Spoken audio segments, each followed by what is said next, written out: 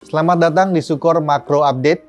Selama seminggu terakhir, terlihat pasar saham Amerika Serikat mengalami penurunan yang cukup dalam. Penurunan ini didorong oleh sentimen negatif setelah Presiden Donald Trump memberi sinyal penerapan tarif impor kemungkinan berdampak pada perlambatan ekonomi Amerika Serikat. Setelah pernyataan tersebut, bursa Amerika Serikat langsung turun minggu kemarin. Di sisi lain, di pasar obligasi juga yield US Treasury turun mendekati 4%. Mengindikasikan investor kabur ke safe haven instrumen dari saham. Sekarang posisi yield US Treasury 10 tahun mulai naik lagi setelah data inflasi keluar lebih rendah dari ekspektasi, mendorong investor untuk kembali ke stock market. Secara teori, ini menggambarkan skenario market driven untuk The Fed pangkas suku bunga.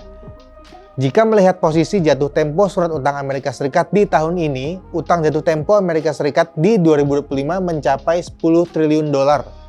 Dari posisi itu artinya di tahun ini pemerintah Amerika Serikat akan refinance surat utang mereka untuk menggantikan utang yang lama.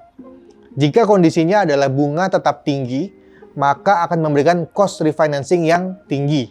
Ini akan memberi tekanan kepada The Fed untuk memangkas suku bunga untuk menurunkan refinancing cost. Di satu sisi, penerbitan surat utang baru bisa menekan yield ke atas, kecuali ada demand yang kuat. Sedangkan belakangan China dan Jepang, yang notabene adalah foreign holder terbesar dari US Treasury, sudah pelan-pelan mengurangi porsi kepemilikan US Treasury. Dengan itu dapat diasumsikan yield bisa lompat kalau tidak ada yang membeli penerbitan surat utang baru. Disinilah saat di mana The Fed melakukan QE dengan membeli penerbitan surat utang yang baru di 2025. Sinyal kapan The Fed mulai QE bisa dilihat dari perkembangan data jumlah uang beredar M0 atau money base.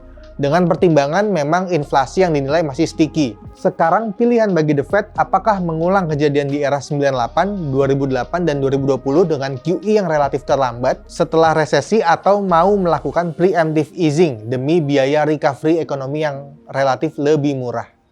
Sekarang bagaimana kondisi market Indonesia? Secara teori, penurunan US Treasury yield dengan ekspektasi pemangkasan suku bunga oleh The Fed adalah katalis positif untuk emerging markets termasuk Indonesia karena adanya yield differential, di mana yield surat utangnya lebih tinggi sehingga menarik untuk investor. Tapi justru kalau kita lihat imbal hasil SBN 10 tahun malah naik, imbas dari outflow asing dalam beberapa hari terakhir, baik dari pasar saham maupun pasar obligasi. Terlihat ada beberapa faktor yang masih menahan yield dari penurunan seiring dengan menurunnya ekspektasi pemangkasan suku bunga oleh BI. Ditambah posisi nilai tukar rupiah yang masih relatif lemah, menurunkan appeal untuk obligasi berdenominasi rupiah. Sentimen ini didorong oleh seperti Goldman Sachs dan Morgan Stanley yang mendowngrade pasar saham dan obligasi Indonesia karena concern seputar defisit fiskal yang melebar. Kalau bicara proyeksi ke depan, terlihat ruang untuk penurunan yield SBN masih lebar, karena di satu sisi BI Rate juga memiliki ruang yang super lebar untuk dipangkas meski di tengah tekanan rupiah. Ada beberapa katalis positif untuk upside di pasar Indonesia, yaitu turunnya US Treasury yield dan juga rate cut dari The Fed, ditambah potensi QE dari The Fed setelah itu masuknya flow asing akibat dari yield differential tadi, dan implementasi DHE 100%.